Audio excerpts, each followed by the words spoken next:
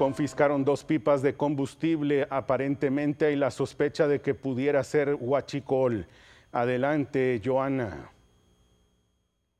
Edgar, y se logró el aseguramiento de 2 pipas cargadas con gasolina, esto en el cruce internacional Zaragoza-Isleta.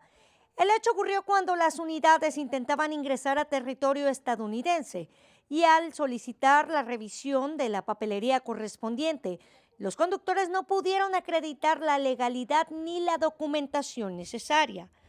Una vez que el caso sea deliberado, el combustible será trasladado a las instalaciones de Pemex para su resguardo.